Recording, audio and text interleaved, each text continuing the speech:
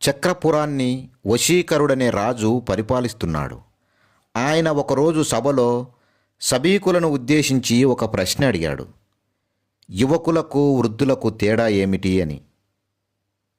యువకులు యవ్వనంతో ఆరోగ్యంగా శక్తివంతులుగా ఉంటారు, వృద్ధులలో ఈ లక్షణాలు ఉండవు అన్నారు కొందరు.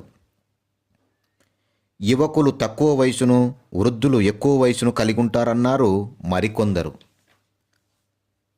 యువకులకు వెంట్రుకలు నిండుగా నల్లగా నిగనిగలాడుతుంటాయి, వృద్ధులకు తలపై వెంట్రుకలు తెల్లపడి రాలిపోయి తక్కువగా ఉంటాయన్నారు మరికొందరు. యువకులకు జీవిత అనుభవం తక్కువ, వృద్ధులకు జీవిత అనుభవం ఎక్కువ అన్నారు కొందరు.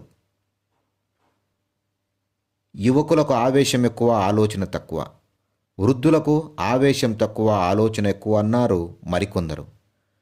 రాజుకు ఈ సమాధానాలు ఏవీ నచ్చలేదు. వాటిలో ఏ ప్రత్యేకత కనిపించలేదు. రాజు మంత్రి విశ్వధరుడి వైపు చూసి, మీరు సమాధానం చెప్పండి, మీ సమాధానాన్ని మేము కోరుకుంటున్నామన్నాడు. విశ్వధరుడు లేచి, మహారాజా, ఎవరైతే తనకు తన కుటుంబానికి కూడా ఉపయోగపడలేరో, ఎవరైతే సోమరితనాన్ని ఆశ్రయిస్తారో, ఎవరైతే కొత్త విషయాలు నేర్చుకోవడం మానేస్తారో వారు వయసురీత్యా యువకులైన వృద్ధులైనట్లే. ఎవరైతే సోమరితనం లేకుండా నలుగురికి ఉపయోగపడతారో, నిరంతరం నేర్చుకునే ప్రయత్నంలో ఉంటారో వారు వృద్ధులైన నవయువకులే అంటూ సమాధానమిచ్చాడు.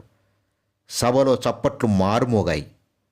రాజు విశ్వధరుడి సమాధానం నచ్చిందని, విశ్వధరుడు చెప్పినటువంటి వృద్ధులు రాజ్యంలో ఎవ్వరూ ఉండరాదని శాసనం చేశాడు.